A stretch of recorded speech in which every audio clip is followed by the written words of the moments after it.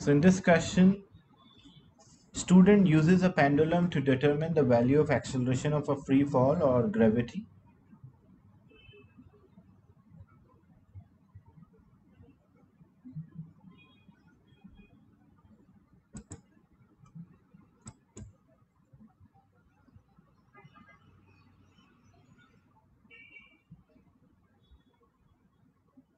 So student uses a pendulum to determine the value of acceleration of a free fall due to gravity. Figure 1.1 and 1.2 shows the apparatus.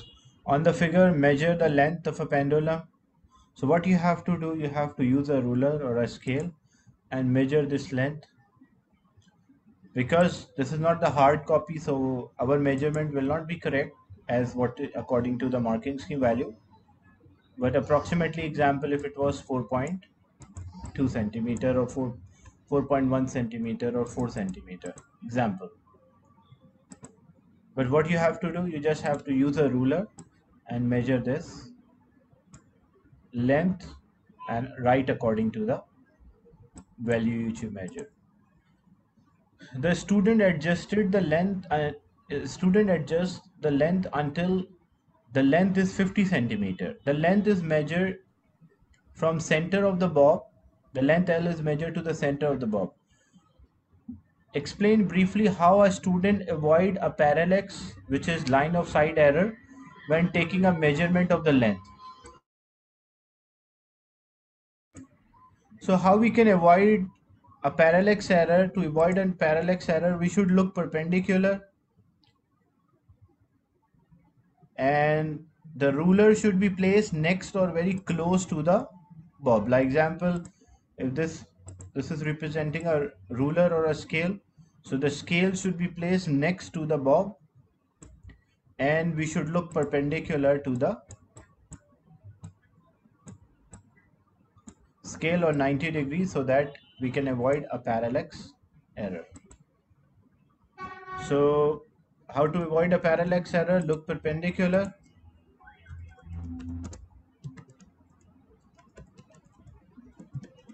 and place the ruler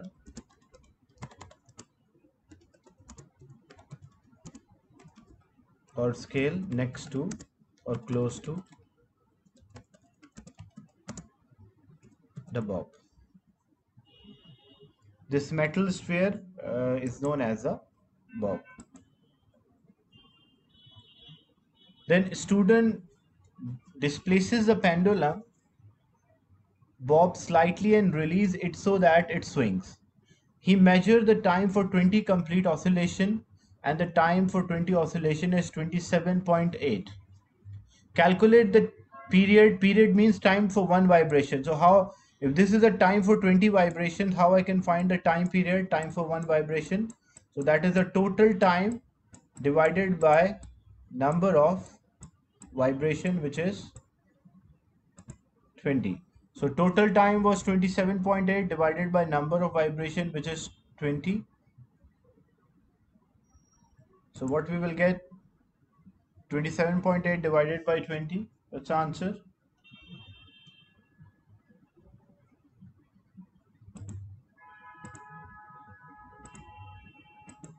1.39. So that will be 1.39 seconds. The next part, measuring the time for large oscillation, like if we record the time for more oscillation rather than one oscillation, give more accurate value. Suggest one practical reason why measuring a time for 200 oscillations rather than 23 oscillation. Like the idea is that if I record the time for more vibration, because we will have an average, that's why it will be accurate. But why 200 vibrations cannot be used here?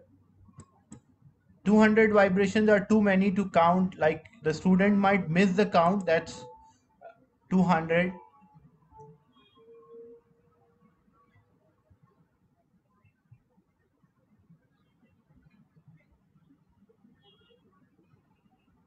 Or the second thing, because 200, maybe the pendulum, before completing this 200 vibration, the pendulum might stop.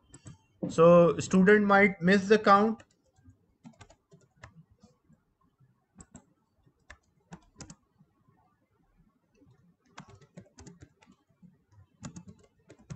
or the pendulum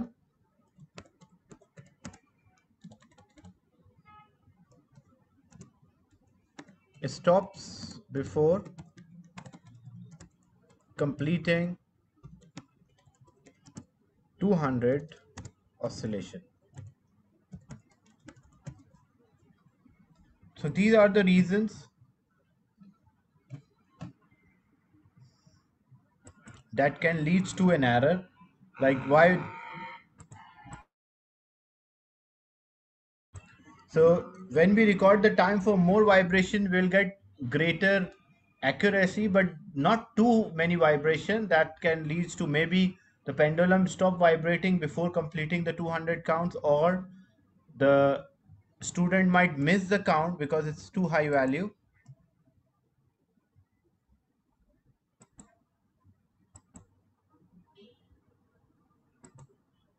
Calculate t square. How to calculate t square?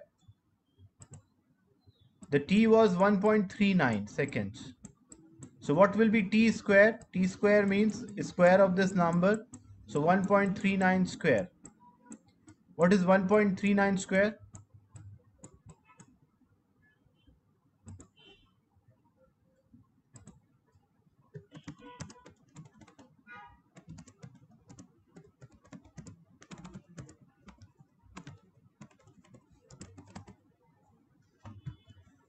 So you should write in three significant figure. When you're writing, it's like a big number 1.9321. But when you write your answer should be in three significant figures. So I will stop at 1.93, and the unit will be second square, because unit of time is second. So unit of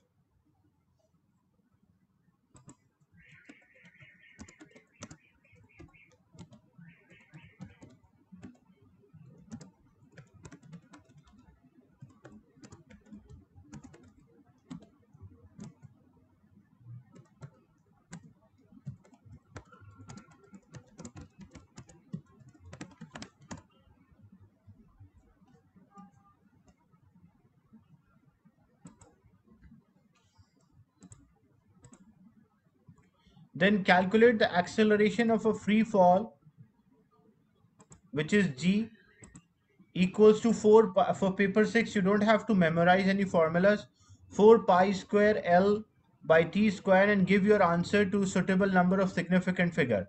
So for the value of the gravity is 4 pi square, pi means 3.14 square, multiplied by length. What is the length? As you can see in this part B, we adjusted the length, and the length is now 50 centimeter. 50 centimeter, but all of the answers, because the final answer is meter per second square, so it should be in meter, which is equals to 0.5.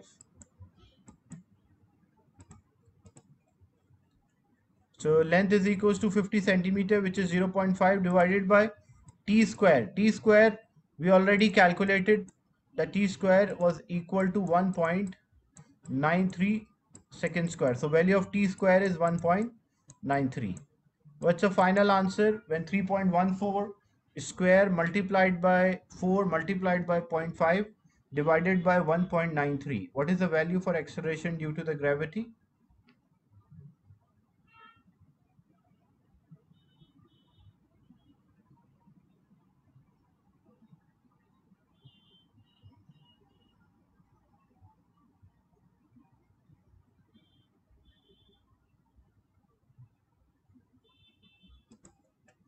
So that will come out 10.2. Whenever you write your answer, it should be in three significant figure. That's why 10.2.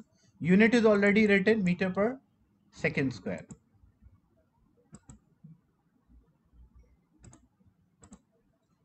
The next part, the student checks the value of acceleration of free fall g in a textbook, and the value in the textbook is 9.8. This is the exact value, and student is getting 10.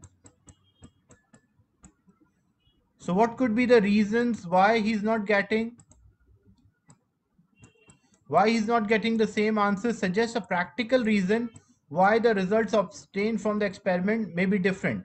In this experiment, you are measuring a length, keep two things in mind, and you are measuring a time. So error in your value can be due to the measurement of length or measurement of a time.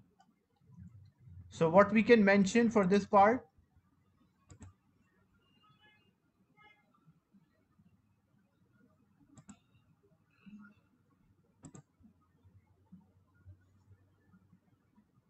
parallax error, already they mention that the parallax error is not there. Why the parallax? Because in the previous part they asked how you reduce the line of sight error or the parallax error. So parallax error is removed. So reaction time of the student, that's one thing, because in measuring a time you have a reaction time, or student did not reset the time, that's also one thing.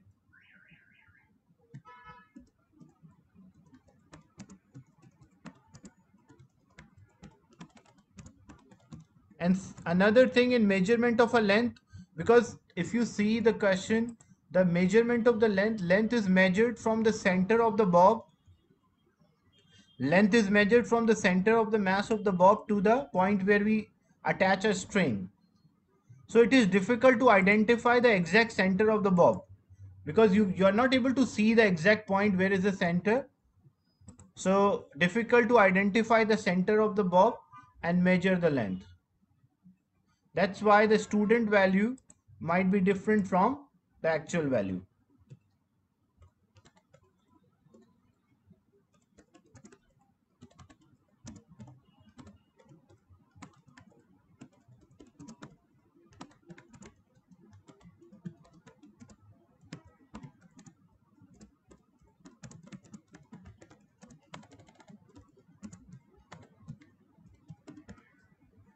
Is it clear? The reason why parallax error in measurement of the length is not acceptable, because that is already in the second part. They ask how you avoid or how you overcome that error.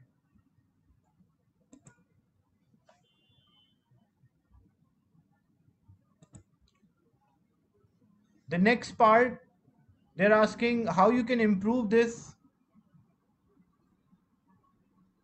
how we can improve the experimental accuracy. So what we can do, suggest to improvement to the experiment. So what we can do, we can repeat the experiment with different length.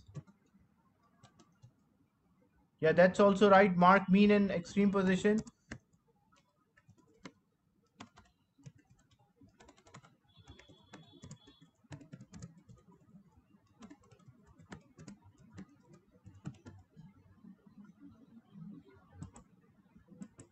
And yeah, reset stopwatch according to the previous part, as there is some time interval still recorded in the stopwatch. And repeat the experiment with different length. That is one thing. What else we can do? We can reset the stopwatch. Mark mean and extreme position,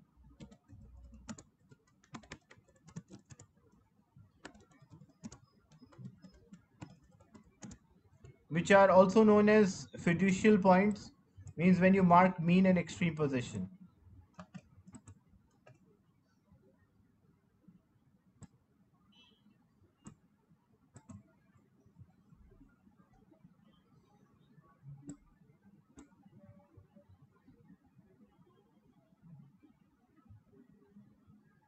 Why we record the time for 20 vibration, not one vibration? Because for the percentage error is equals to the least count divided by value recorded multiplied by 100. That is the error in your values. So if you, when you are recording a time for more vibration, the value recorded is high. So if value recorded is high, the percentage error will be less.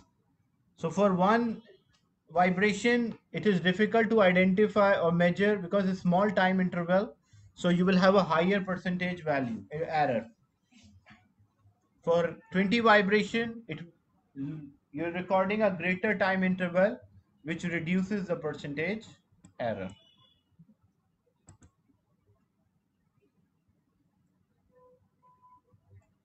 A student is investigating the cooling of a water, means how much time the water will take to cool down. She pours 100 centimeter cube of hot water into a beaker. Record the temperature of a hot water. What is the temperature of the hot water? 88. So it is 88, so you will write 88 here. Then the student measured the temperature of a equal volume of cold water, which was 19 degree. Then take an average. How to take an average? The formula is given to you. You don't have to learn any formula for this. So the first value was 88 and this one is 19, and we have to take an average. So the average will be 88 plus 19 divided by 2. What's the average here? The value 53, 53.5. That is the average temperature. The student adds the cold water to a hot water. She records the temperature of the mixture.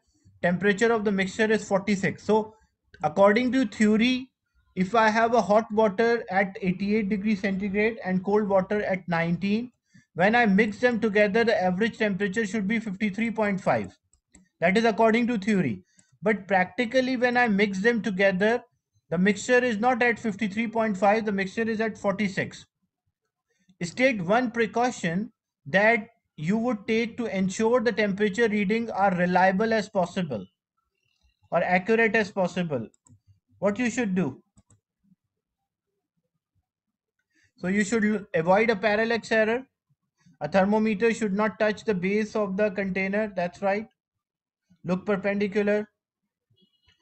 And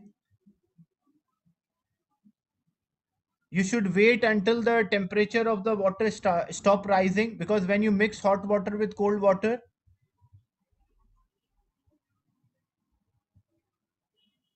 and you should avoid delay also, like don't you should not take too much time to record the temperature. So you can write, to make it accurate, you should look perpendicular,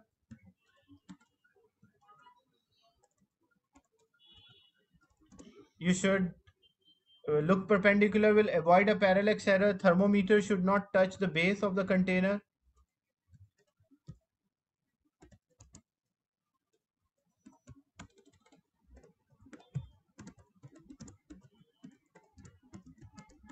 Because the temperature of the container will be different from temperature of the liquid. It depends on what kind of container that, what kind of material that container is made up of. So thermometer should not touch the base of the container.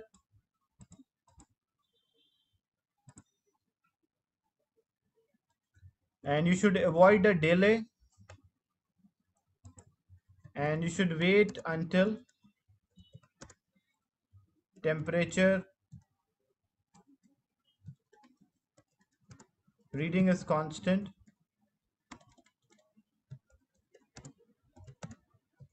or does not, like that moment you should start taking the measurement, or avoid a delay. Don't take too much time for recording the temperature.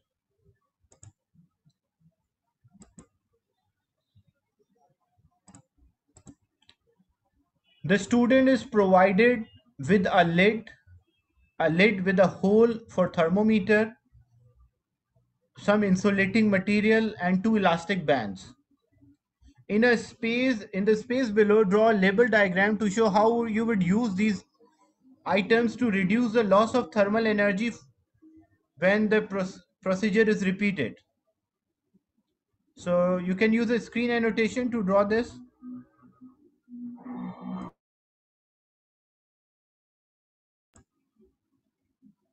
A container with a lid on it and a hole for thermometer. Insulating material is there. And how you, basically the two elastic bands are to wrap the insulating material, so insulating material will remain in contact with the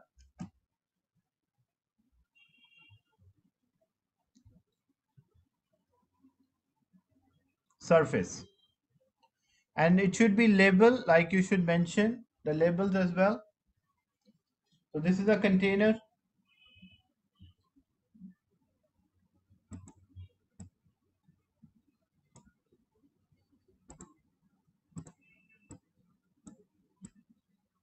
You can continue drawing a few. So how do I represent the insulating material? Just like make a cotton. Okay.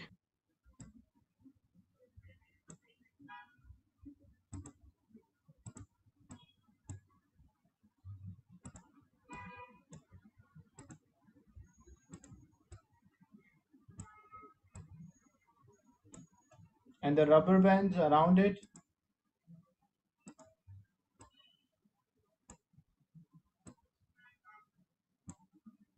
And a thermometer is placed inside.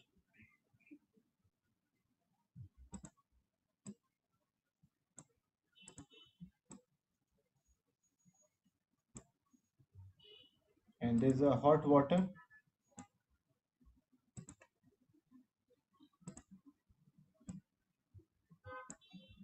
And it should be labeled, like example, this is a lid with a hole. A thermometer is there. And the thermometer is there. Insulating material is there. And elastic bands or rubber bands are there.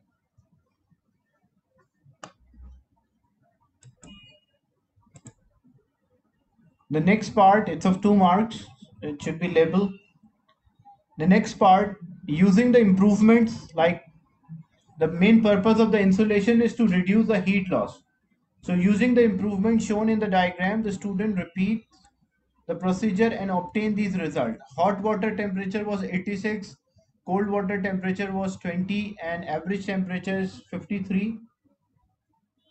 And temperature of the mixture is, so this is the theory. Like according to theory, if I have a hot water and cold water and I mix them together, the average, when I take average of 80 plus 20 divided by 2, so the average will be 53. But practically the temperature of the mixture is 49. Comment on whether the improvement made to the apparatus have a significant change to the value of temperature of the mixture. Use your results to justify your answer. Look, the temperature of the mixture is 49 here.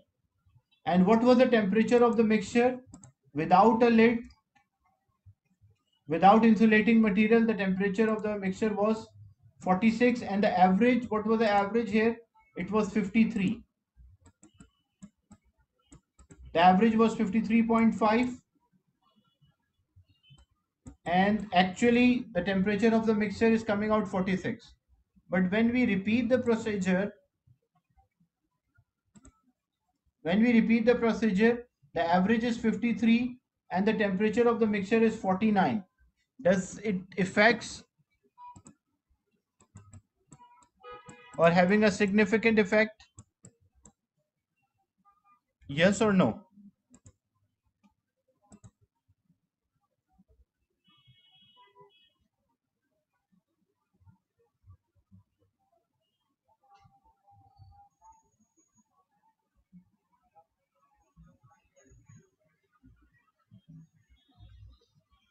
So how you can compare, like example,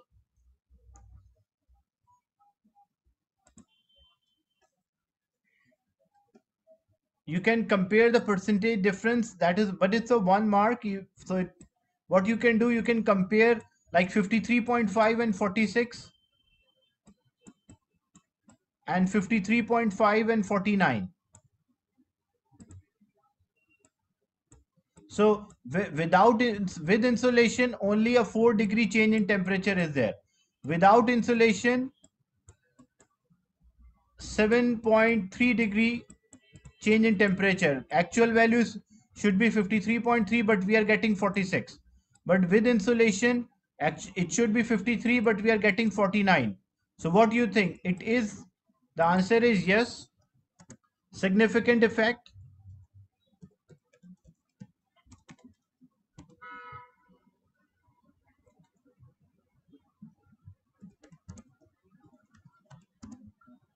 because the temperature difference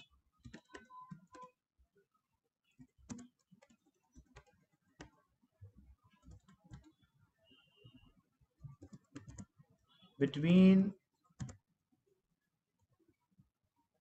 average temperature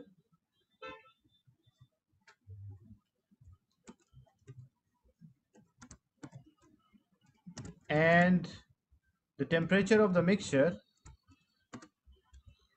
was 7.3 without insulation and 4 with insulation.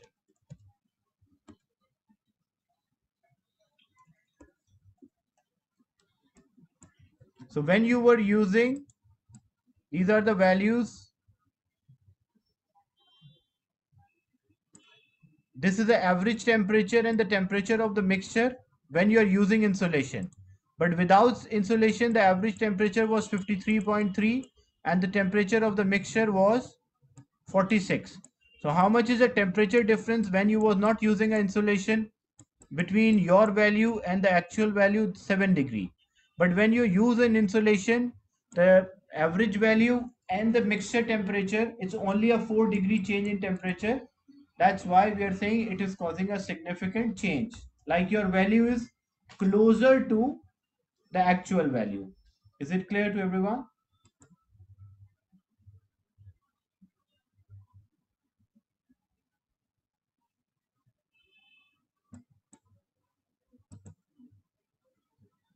Suggest two conditions that could be kept constant for all parts A and D for this experiment. Like the condition which might affect, look, you are doing two experiments, one is without insulation and one is with insulation.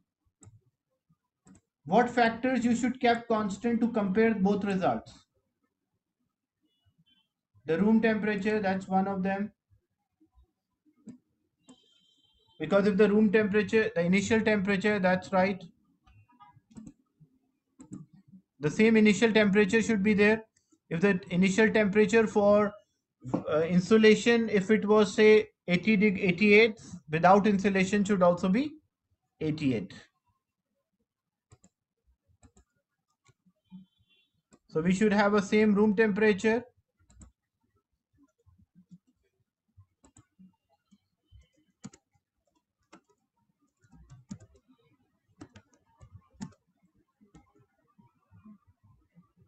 Same volume of the water.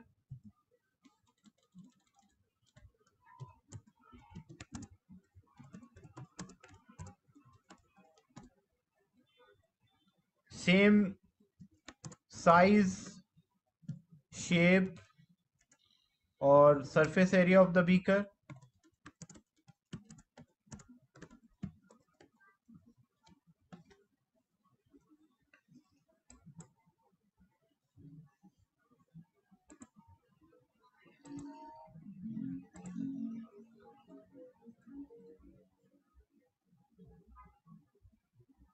Okay, in this question, a student is investigating the refractive index using a transparent block. There is a transparent block and student is investigating the refractive index.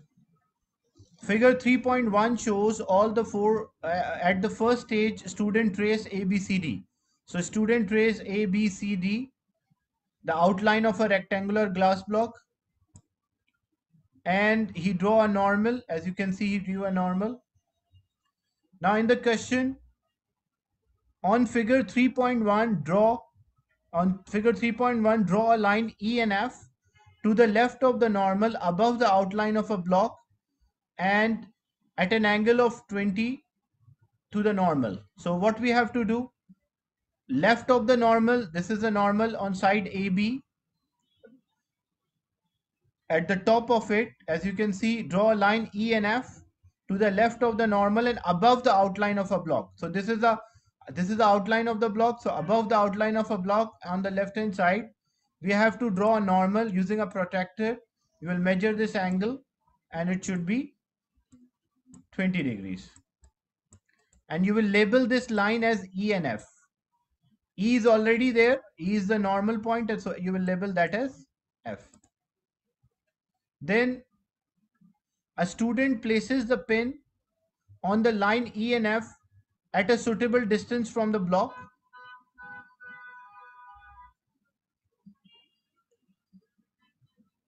So, and there is a vertical line L1 drawn on the side of the block at E. There is a second vertical line L2 drawn on the side C and D at point G. This is just information is given related to that. The student observed the image L1 and P through a side C and D. So student is observing an image from here. What you have to do on a figure, mark with a cross a suitable position of pin. So where a pin is placed, because as you can see in this part, a student places a pin on line E and F. So on line E and F, you have to just place a pin by representing by a cross. So you just write anywhere a cross and mark that as P. Is it clear, this part?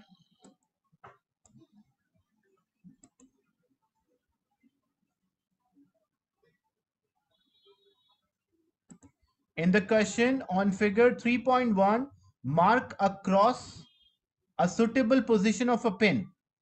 And where pin is placed, you can see in part B, a student places a pin on line E and F. So what you have to do on line E and F, this is line E and F, and what you have to do, you just have to place a pin here and write that as P, letter P.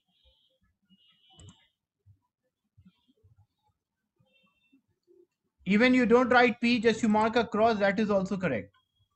Explain why experimental reason for your choice of for a pin.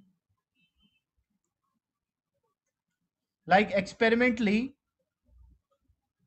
explain briefly the experimental reason for your choice of position of the pin. Means why you place a pin at this position specifically.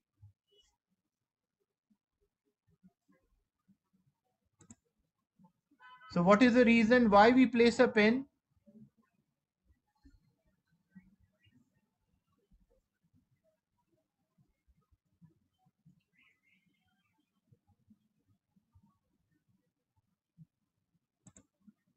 So reason why we normally use a pin, because using a pin we can easily, it is a suitable distance is there, or we can recognize the object. When we are placing a pin as an object, we can recognize the path of the ray of light.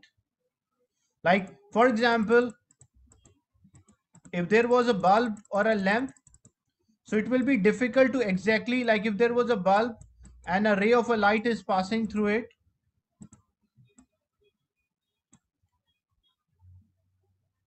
so it will not be easy to mark the accurate position. So what we have to do, we have to mark a cross on this path.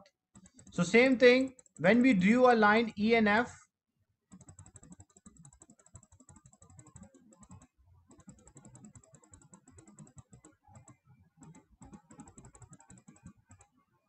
with an angle of 20, normally when you place a pin, you normally place about 5 centimeter distance, so that it will be more accurate, results will be there. So this is a cross where you place the position of the pin. The line E and F is there. So the experimental reason for your choice of position of the pin. So why experimentally you choose this position, or what is the purpose of the position of the pin? So when pin is placed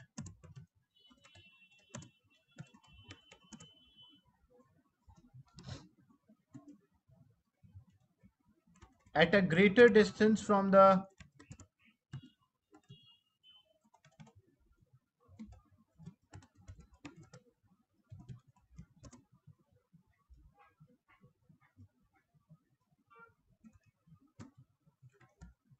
rectangular glass block,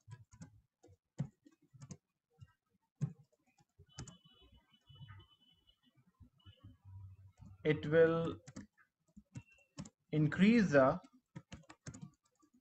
accuracy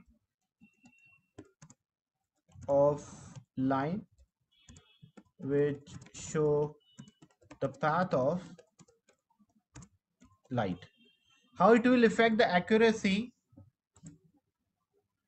Because, example, if this was a line which we drew,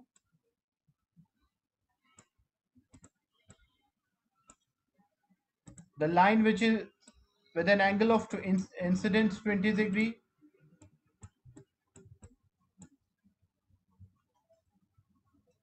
but if I place a cross here for the pin, that will not be accurate. Why it will not be accurate? Because when this I can draw more lines through this point when the cross is very close to the point where the ray hit the surface, so it will not be accurate. That's why what we do for accuracy, if you want to increase the experimental accuracy to locate the exact position where the ray entered, so we should try to make it 5 centimeter. What is the advantage of making 5 centimeter or more? Because if the distance from point where the ray entered the glass block and the point where we position the pen, so we can only draw one ray, we cannot draw too many rays, so it will be more accurate. Is it clear this part? Why we choose this position of the pen? Because if pin is closer to the block, there are chances there that I can draw more rays through this point, which will not be accurate. But when I draw a position the pen 5 centimeter or more from the block, it will increase the experimental accuracy. Then on figure 3.1, measure an angle theta and enter in the right row. So you have to use a protractor and measure this angle theta. Using your protractor, you will place your protractor and measure this angle. Example, this was 10. It can be any value according to your measurement. 10 is there or 20 is there. So example, if this was 20. So in the measurements, we will write 20. Because what we have to do when we have to complete this table, when angle of incidence is 20, what was theta? Value of theta was, example, also 20. I will continue this discussion in the next session. I'll end this and share the recording.